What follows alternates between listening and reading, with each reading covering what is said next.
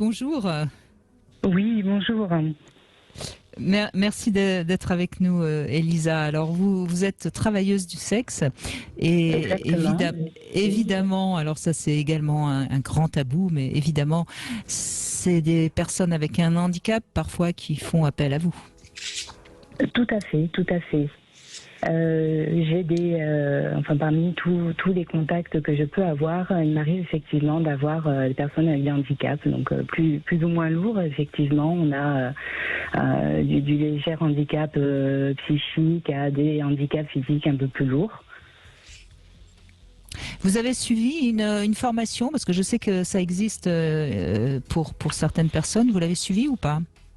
Alors absolument pas. Moi, je compte uniquement sur. Vous avez appris sur le terrain. Vous avez appris sur le terrain. Exactement, exactement. J'ai une grande empathie de base en fait et qui me sert énormément de ce côté-là. Et oui, allez-y, Jean-Luc, pardon. Pardon, non, je voulais dire, est-ce que vous avez été confronté éventuellement avec vos clients en situation de handicap? Est-ce que vous avez ressenti qu'ils avaient une demande affective à la limite plus grande que vos autres clients ou pas? Oh oui, évidemment. C'est souvent le plus grand cas. Hein. C'est le plus grand vide qui est là en fait. Hein. Moi, j'ai pu passer des moments uniquement à donner de l'attention, de la tendresse, et sans forcément un aspect sexuel derrière. Tout à fait. Oui, c'est le plaisir de se retrouver avec une femme, en fait, au départ. Hein, c'est surtout ou d'avoir quelqu'un, si je puis me permettre, qui est près de vous et qui ne vous regarde pas ni comme un malade, ni comme un handicapé, ni comme un patient, ni comme quelqu'un devant recevoir des soins, mais qui est simplement avec vous. Ce qui n'arrive jamais, parce que la plupart des... vous êtes d'accord, Elisa? Et voilà. Simplement un humain. C'est le contact humain réellement qui manque. Moi, enfin, en tout cas, au nom de ces personnes, je vous remercie. Hein, parce que ça devrait... Vraiment, j'en connais très proche pour qui c'est une détresse humaine absolument terrible. Et comme vous dites, il peut y avoir des envies très fortes sexuellement, d'autres moins. Mais en tout cas, c'est surtout ce vide affectif, ce vide sensuel, corporel, qui est le plus fort et qui, on ne se rend pas compte, nous, personnes valides, comment ça peut être destructeur pour une personne. Donc, vous faites pour moi, vous devriez être remboursé par la sécurité sociale. Et c'est en ça que c'est compliqué aussi, parce que ces personnes-là, justement, doivent se tourner vers moi, alors que dans d'autres pays, il y a des métiers d'assistance sexuelle notamment, hein, qui sont vraiment... voilà, on est vraiment... on est au summum de l'évolution. On est toujours un petit peu en retard en France par rapport à tout ça. Mais ce qui est fou, c'est que voilà, on se tourne vers moi, mais moi, bon, je fais mon métier de la manière dont je l'aime, avec honnêteté, avec tout ça, avec une certaine passion, évidemment. Mais je sais qu'il existe des femmes qui sont du coup beaucoup moins honnêtes que moi, et on se préoccupe toujours de la sécurité justement des personnes handicapées. Mais avec tous ces tabous autour, on les jette plus ou moins dans la gueule du loup, parce qu'ils vont chercher par leurs propres moyens à satisfaire ses besoins, hein, que ce soit sexuel purement ou l'affectif, comme on en discutait. Mais ils vont le plus simple, c'est justement d'aller sur un site, de rencontrer des femmes comme ça et de s'exposer à tous ces dangers-là. C'est-à-dire, c'est quoi les dangers? C'est peut-être certains extorquent beaucoup d'argent? Et oui, moi j'ai le cas de quelques clients, oui, qui voyaient une autre fille avant moi, et ils se retrouvent abusés, que ce soit financièrement, que ce soit dans leur vie quotidienne. Je pense notamment à un monsieur qui, la fille en question profitait de lui clairement. Il allait tondre chez elle, il lui faisait le taxi. Voilà, il y a une faiblesse comme ça d'un côté, dont certaines n'hésitent pas à profiter, et c'est ce qui est malheureux. Ça oui, vous avez raison, c'est assez inévitable. Bien que, dans les témoignages que moi j'ai pu avoir de nombreuses personnes ayant fait appel, soit des assistantes sexuelles, soit des prostituées, des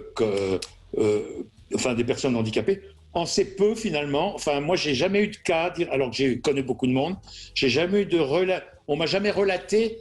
Ce qu'on m'a relaté le plus, je vais vous dire, c'est qu'à la différence de ce qu'on entend quand vous parlez, c'est des gens qui simplement ne réalisaient pas effectivement l'importance du contact humain et de l'empathie, et finalement, faisaient ça uniquement. Enfin, comment dire ? Et bien entendu qu'on fait ce métier-là pour gagner de l'argent.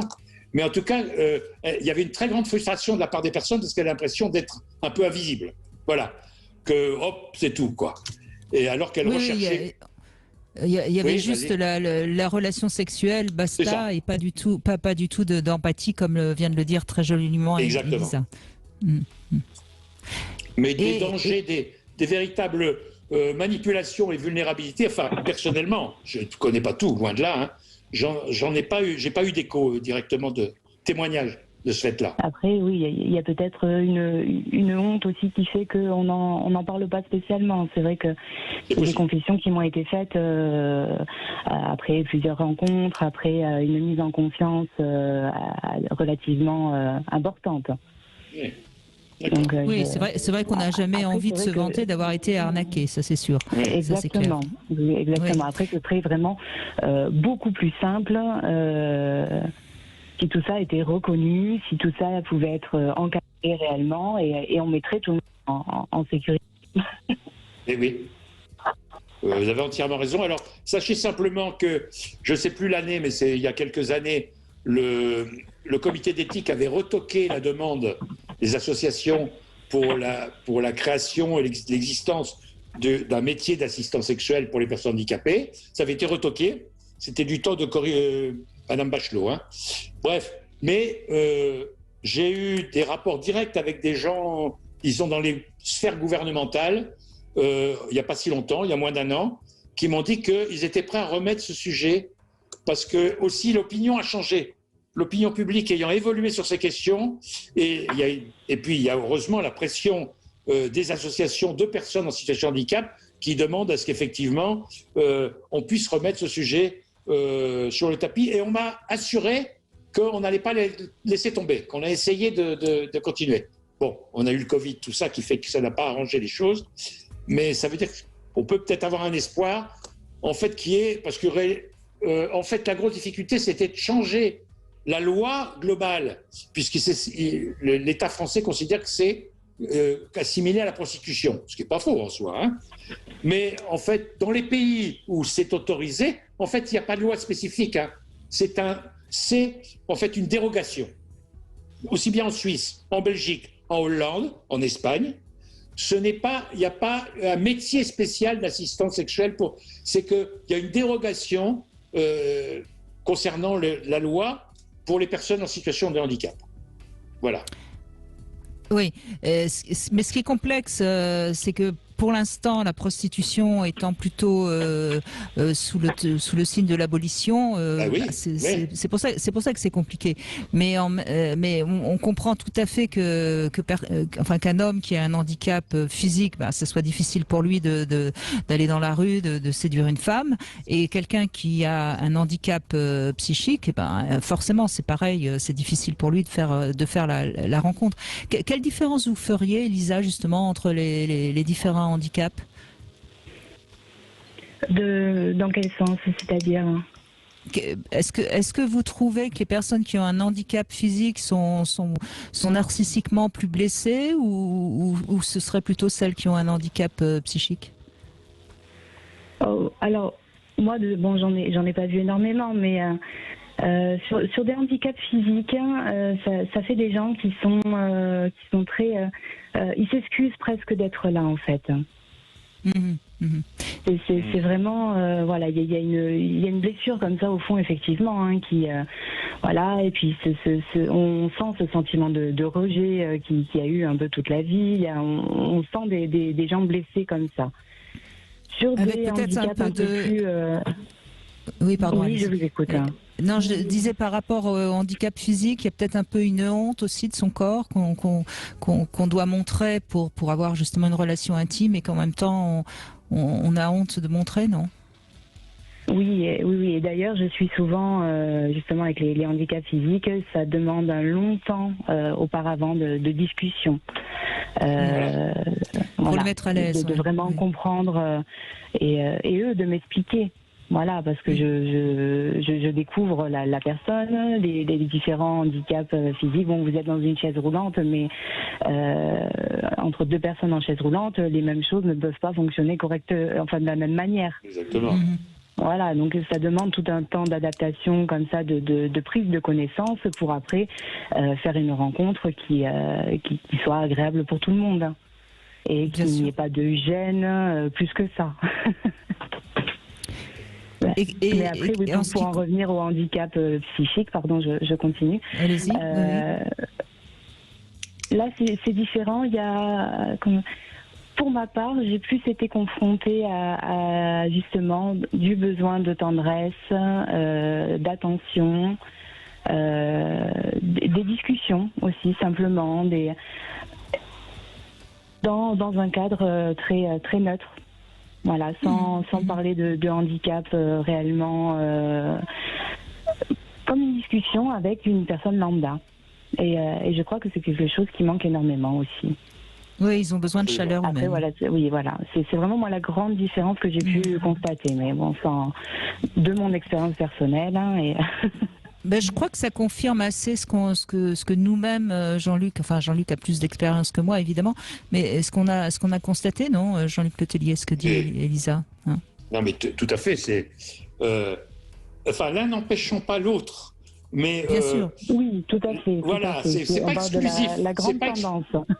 C'est pas exclusif l'un de l'autre, oui. Mais effectivement, ce que ressentent beaucoup de personnes en situation de handicap, pas seulement à cause de leur handicap, mais à cause des conditions dans lesquelles elles ont vécu dans la société avec leur handicap. Vous voyez Où effectivement, c'est pas seulement elles, c'est un lien entre elles et leur environnement qui fait qu'il y a une détresse, effectivement. Il y a quelqu'un qui me disait, une amie à moi, qui est très lourdement handicapée, qui m'a dit qu'elle rêvait d'avoir une femme nue avec elle, sur un lit. Hein, et elle me disait que c'était tellement fort ce désir qu'elle en était prête à se suicider. Heureusement, elle a réussi mais en fait, quand je lui ai demandé « Avez-vous une relation sexuelle ?», elle ne m'a dit « Non, pas vraiment ». Pour elle, c'était l'idée forte pour elle. C'était de pouvoir être toute nue avec une femme qui la caresse et qui soit nue. C'était déjà réaliser son fantasme. Oui. Oui. Merci beaucoup, Elisa, de votre témoignage. Merci à vous. Et puis bravo de m'accueillir ici. Mais je vous en prie. Bravo à vous parce que vous faites preuve de chaleur humaine justement et on en a besoin.